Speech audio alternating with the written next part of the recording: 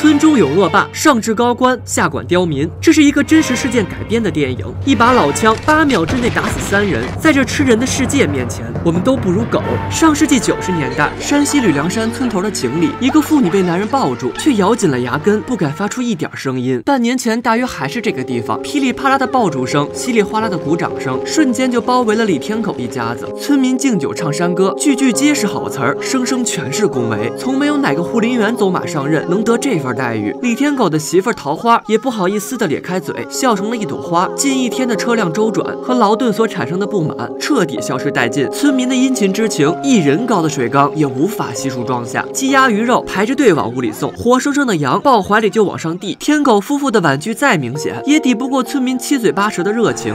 求你的30号多大力！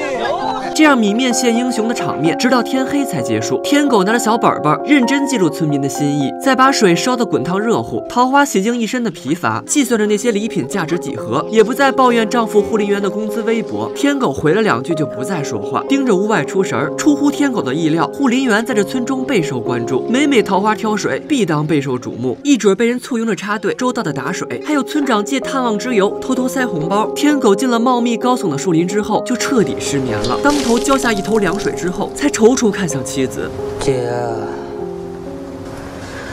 这林子里头啊，鬼大了。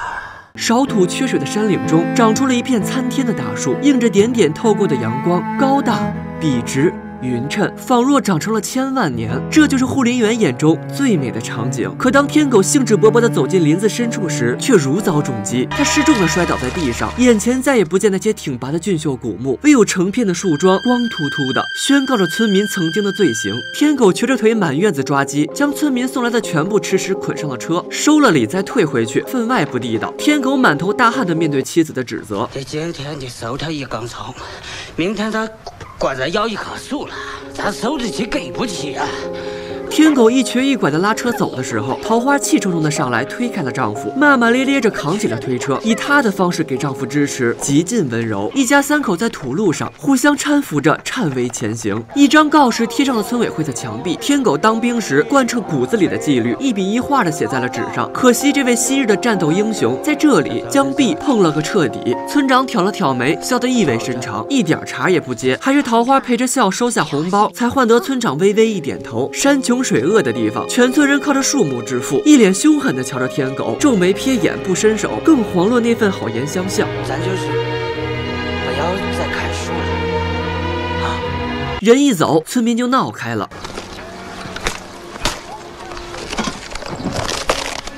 妈的，全当是为了够！谁也没看着，墙沿上站了2个衣着还算得体的人，高深莫测地看着下面的天狗夫妇。很快，天狗就收到了一份请帖，村长引荐天狗带着妻儿见到了村中的2条龙，孔家最有权势的老2、老3，还见到了孔家门前威武盘旋的3龙杯。村长把人送上饭桌，就端起酒杯，我就先喝一杯，算是敬酒，也算是罚酒啊。酒杯一空，村长就找借口遁走了。菜刚吃上，孔家兄弟就步入了正题。孔老大在市里开公司，很吃得开。这穷山沟里，就木头是头一份的好，财路大得很。分成谈到4、6开的时候，天狗忍不住离席了。可孔老二紧跟了出去，谁能跟钱过不去呢？狗子，一句话就成了万元户了。3杯酒倒满，始终一言不发的天狗开了口，嘴里谈论的却是往事啊。我们部队打上几天是正气的，这山上每一寸土，每一棵树，谁家的都是中国啦！好点的小伙子们、同志们，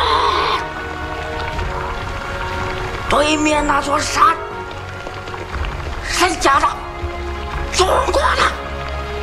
我跟你说，就那场战斗啊，那山里120个人，倒下有4个，我倒好了，我这掉一条腿，捡了一条命。他突然神色一变，干生不让我死在战场上，痛快！他忍不住掩面哭泣，从未想过这些他曾经誓死保卫的人民，会在某一天成为了需要与之斗争的敌人。对面的孔家二龙越听脸色越冷，孔老三恼怒拍桌子的时候，天狗扔下了印着黑白字的宣传文件离开了。门口那块三龙碑前站着一个满脸泪痕的孩子和他满脸焦急的家人，因为不小心尿在了石碑上，被孔老三罚站一宿，寒冰刺骨，稚子弱小。旁边的妇女借着颤抖的声音哀求，恨不得代子受过，可心中再怎么怕，再怎么恨，脚步就是不敢动弹分毫。直到孔老二带着低气压现身，皮笑肉不笑的逼迫孩子道了歉，父亲唯唯诺诺的跟着道了歉，大气儿也不敢出。这样的整治在村中显然早已成风，一块石碑尚且如此，何况是挡住财路的天狗。很快，村中唯一的水井就盖起了房子，上起了锁。看水井的老板金见天狗来，必上锁。抽烟装聋就是不开门，言必是二龙之意。天狗不能为难一个老人家。自打参加完二龙的鸿门宴，村长就永远在外地开会，不见露面。天狗懒得听这些借口，扛着空桶进了村口唯一的小卖部，2块5的可乐涨到了3块4，却是柜台上唯一的饮品。桃花一脸怨气的看着满桌红彤彤的饮料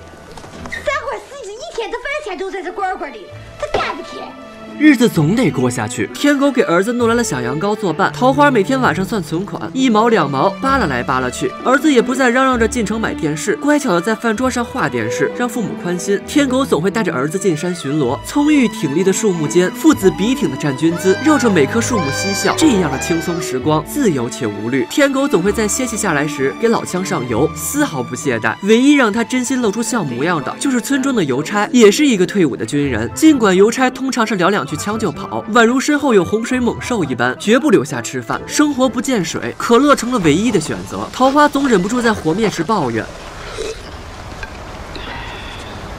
可乐，乐你娘个腿儿，你乐！多日没有洗澡，桃花和儿子只能勉强用可乐擦脸。可乐馒头再甜，也总有吃腻的一天。儿子因为不想吃大哭的时候，护林屋断了电，一片漆黑。天狗再度踏进了小卖部，老板第一时间抹掉了商品的正常报价，常备的煤油成了稀缺，几分钱的蜡烛成了1块钱一根。再多说2句，老板就大手一挥，摆出一副爱要不要的架势。一家人干裂着嘴唇，对着烛火干嚼可乐馒头。桃花看着丈夫和儿子的强颜欢笑，将满腔的抱怨和苦涩压在了心底。第2天，桃花带着儿子径直上了村长家，不听村长媳妇那糊弄人的假话，进屋直奔灶台而去，倒了2大碗水，咕咚咕咚喝了个痛快。村长媳妇脸色尴尬，还没等她反应过来，桃花又走向了洗脸盆。此第2番是为清洁，母子俩拿出随身的毛巾擦脸擦身上。里屋的村长急急忙忙偷跑了，村长媳妇脸色却难看起来。一个女人进屋就叫村长，又堂而皇之的擦身子，更何况桃花也不是任人揉搓捏扁的。婶儿，我走了啊，明后天我还来。狐狸精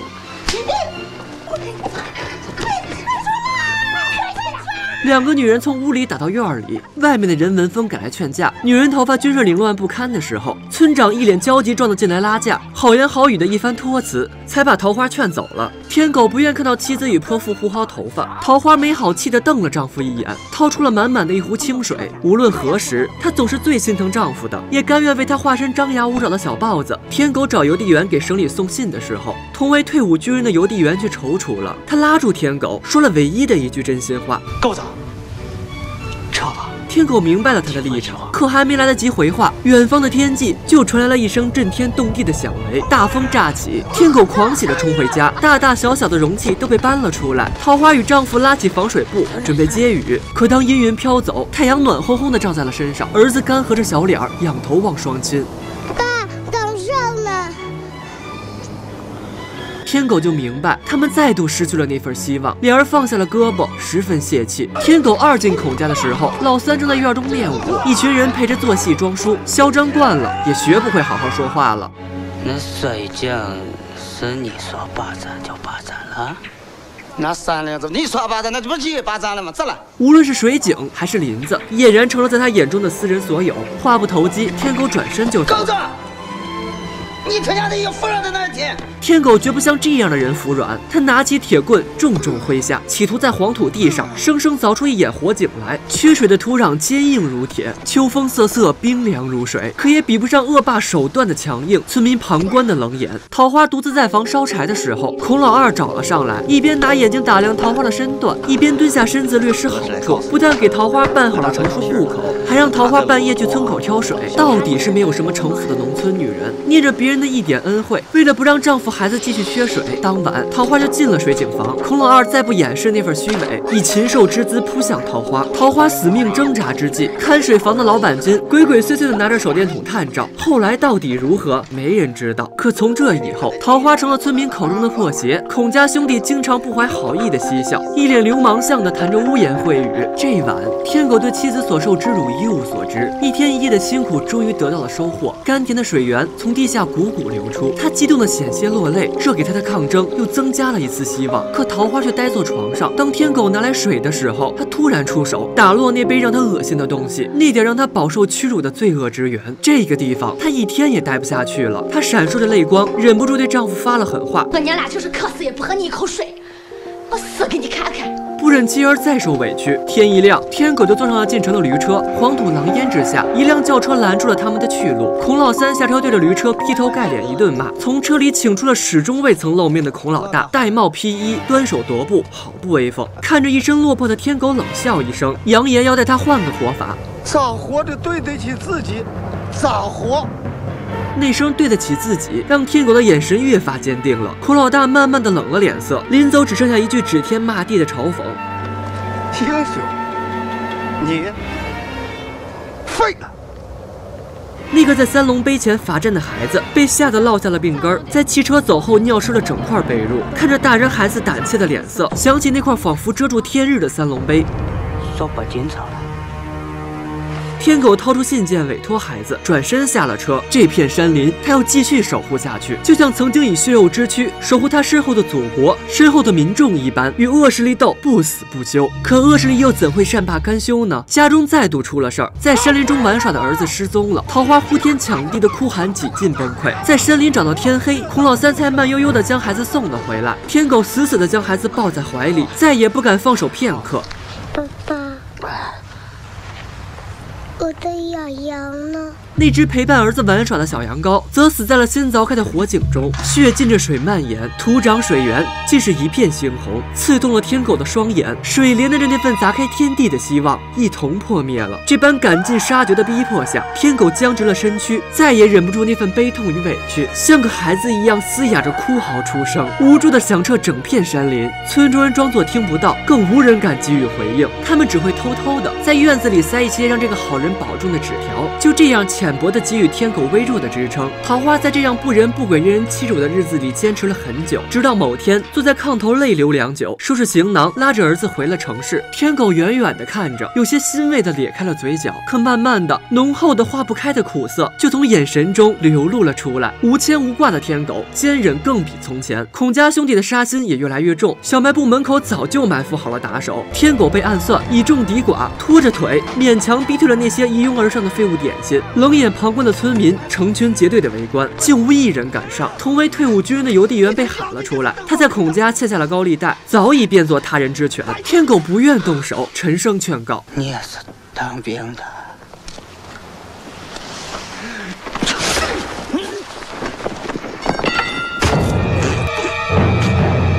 这把利刃总算让英雄溃败在地，随之而来的就是蝇虫成群结队的蚕食。那些村民拿起锄头，抬起双脚，眨着冷眼，扬着嘴角，肆无忌惮地伤害着地上的人，可怖而讽刺。孔家兄弟带人进山伐树的时候，尚在迷离的天狗猛然清醒，他拖着沉重的身躯，扛起跟他上过战场的老枪。那些刚才让他见血的人，正道貌岸然地站在最大的那棵树下，贪婪地谈论着利益。当朝天的空枪无法阻止暴行，当身受重伤的人面临一群手持武器的恶人，天狗迅速恢复了意志，手起枪落，利落漂亮，8秒3枪。孔家三兄弟中弹，再无作恶之力。天狗总算得以放松，他脱力倒地，眼睛再也没有睁开。这是一个保卫家园的战士，深入骨髓的作战素质，刻进血脉的坚强意志，不容侵犯。1天1夜，惊心动魄。孔家老大老二当场身亡，孔老三与天狗送院急救，村长闭门谢客，邮差埋头喝酒。孔家第一走狗声泪俱下，诅咒着天狗，期盼着老三。村民围观，个个一副猎奇的模样，当个新闻听听，讲个笑话笑笑。更有不少人怕惹事，早早退场。出了人命，县公安局王所长率先下乡调查，始终在外开会的村长缓缓归来，带领王所长见识了常年关门形同虚设的村委会。王所长却一眼看到了天狗那张拒收礼的告示，尽管早已被撕得残破不堪，可纪律坚守之下，李天狗3个字却依旧端端正正地落在了下方。王所长进了天狗家，映入眼帘的就是屋中散落一地的可乐罐，鲜红遍地，气血一样在诉说那份委屈。王所长略施小计，就让小卖部老板颇为自得地说出了实话。村长媳妇带着伤进了村委会，口口声声都是对桃花的谩骂。村中围观者不少，拜看水井的老板金所赐，没人不知道桃花的私通之举。王所长在水井房第一时间发现了问题，老头压根就是个耳背眼明之人，那些谣传的话不过是收了钱乱说罢了。桃花得证了清白，全村人只是为这老板金哄笑一场，并不在意。村长吐了口烟，仰头看旁边人笑得前仰后合，一脸的耐人寻味。战斗英雄成了杀人犯，新闻惊动了省级干部，天狗进血的日记落到了领导手里。那些在村中承受了天翻地覆，那份冤屈和不挠的意志，随着血书彻底揭开在了大众面前。省林业局下放的救济物资被乡政府彻底拦截，无论领导再怎么愤怒，再怎么责骂下属，这份东西到底也没有出现在天狗面前。一众干部进了孔家大院，村长抖着手调查，一个字儿都不敢往外吐，直到他收到了一张纸条：孔老三不治身亡，孔家再无主事之人。村长抹了一把脸，长舒一口气，彻底改了画风。依我说，三兄弟出这事儿，也叫活该。你恨，我比你更恨；你妒，我比你更妒。他们总以为天下的人和我们村的人一样，想咋败之咋败之。可是万万没想到，来了个死对头，一边是欺人太甚，一边是忍无可忍。两下都不退让，你想哪还有不闹事儿的？当旁边的乡长提醒他注意分寸的时候，村长说的更痛快了。我这个村长是个摆设，是个出气筒，你都不敢惹人家了，我还能咋的？我跟你说，我这个王八村长，我早就不想干了。领导叫过村民问话，可对方却是一脸惊恐。哎呀，我尿急。刘全德，哎。我也尿急了，你怎么不尿啊？尿啊！老三死了。直到领导淡淡的说出老三死了的时候，对方才畅快的疏解了自身，那份连撒尿都不敢的小心翼翼，总算得来一个随心所欲的放松。上方没有了遮天盖日的威压，村民总算敢谨慎的说些实话，释放一点微薄的善意。天狗那些永远寄不出去的信，也终于被邮差拿了出来。英雄得以昭雪，大小干部挤满了病房准备慰问。桃花领着儿子过来，看着丈夫毫无回应的面孔，她挂着满脸的泪痕，叹了口气。狗子，你躺着多牛！